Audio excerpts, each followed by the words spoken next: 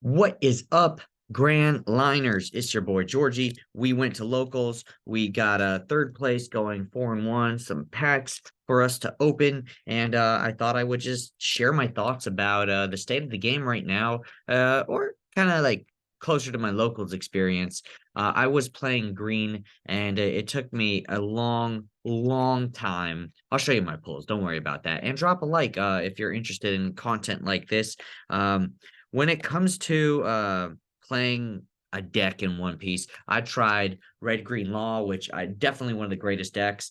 We saw an event recently, 100 person plus event. 12% of the contestants were playing the Red Green Law, while 25% of the top 16 was Law. So that's pretty amazing right there.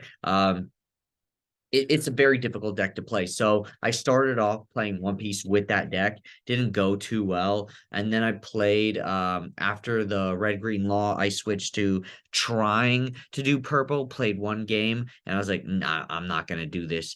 So I didn't. Then after the Red Green Law deck, the Kaido deck, I tried playing the Zoro deck.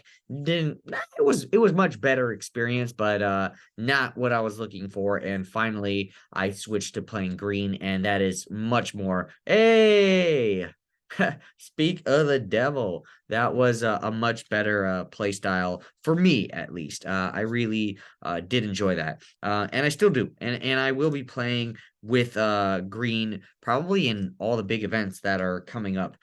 So at this locals, my first match, gonna open another pack. My first match was against a Odin deck while I'm playing Kid. My life, I went down to zero life kind of pretty rapidly, and then finally I think there was one time where I hesitated when I was at 8 dawn. I hesitated playing the 8 cost Kid, which I guess I should have just slapped, but instead I controlled the board a bit and played the green law, bounced back my cat, and rested one of his characters and just cleared the field as much as I could.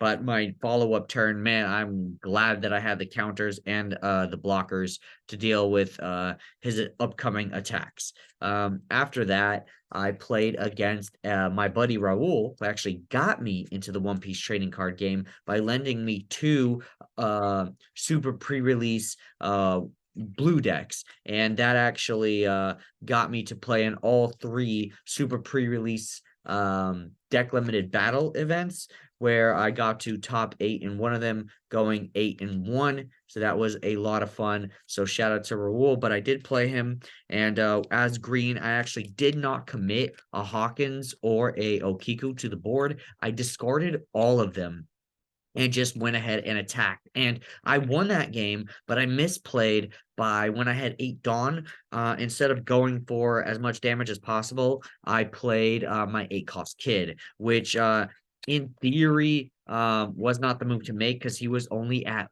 1 life.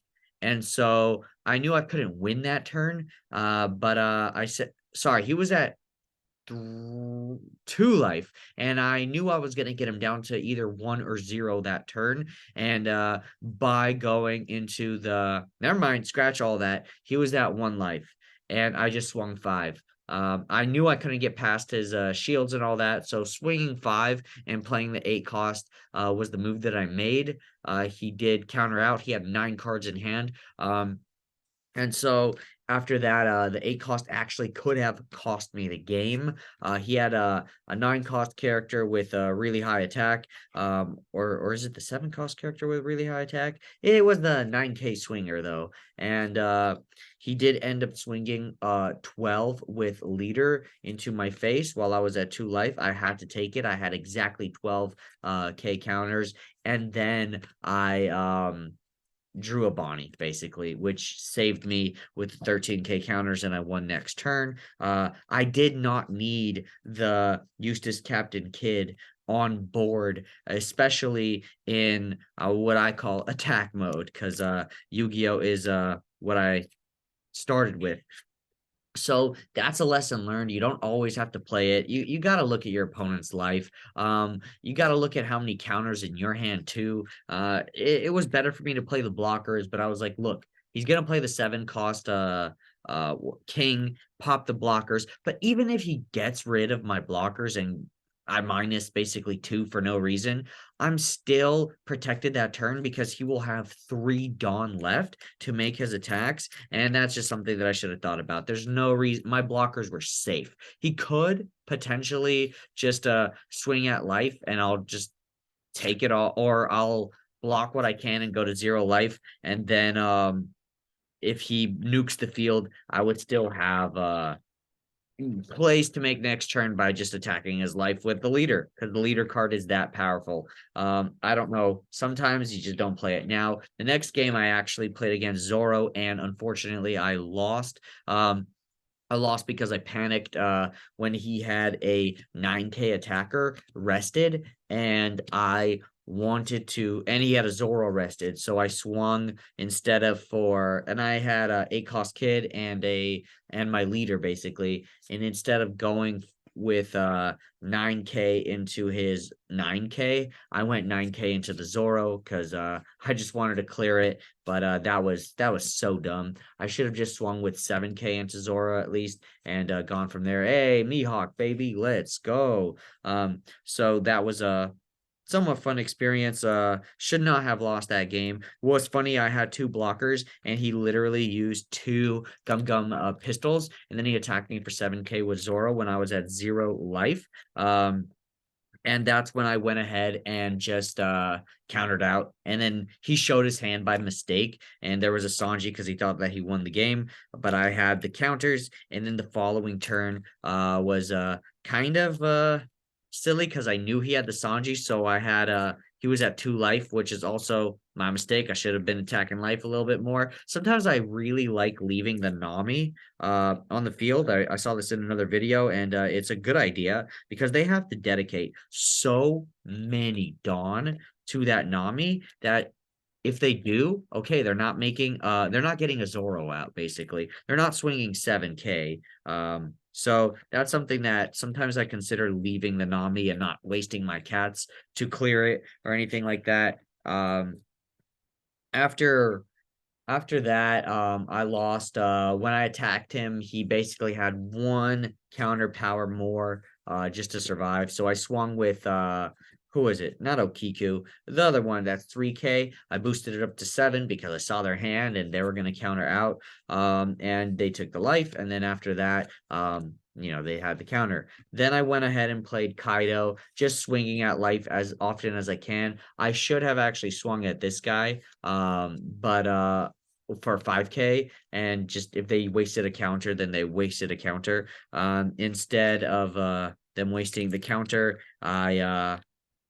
I boosted my character up to 6K, and I got rid of it for sure the following turn, but it did cost me a counter from hand, which should not have been the case, but I was pretty desperate about getting into their life. It did pay off in the end. Because once again 8 cost kid came through against that deck. I basically played nothing on board until I had 7 Dawn. I played the or 8 Dawn because I went second, and I went ahead and I played the 7 cost kid, and the following turn the 8 cost kid, and I had so many counters from taking early life. And my last match was against Red Green Law, against the strongest wizard. If you guys follow him, if you don't by now, you definitely drop him a follow.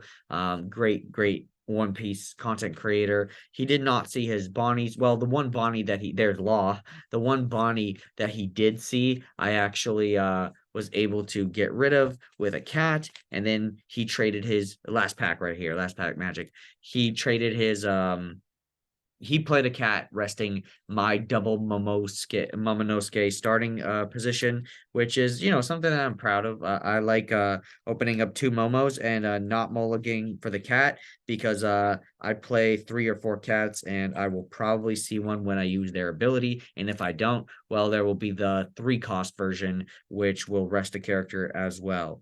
So that's ultimately how the day went at locals. I had a blast. Shout out to Dawn Provisions. Hopefully I'll be topping much more, but I'm really much more into, instead of locals, playing instead of locals, I'm much more into the simulator because I just get more reps in. I just get to play a lot more games, and I'm all about that. So with that, guys, I hope you enjoyed this video. It's a quick little tournament report. You know how it goes, and I will see you in the next one. All right, take care.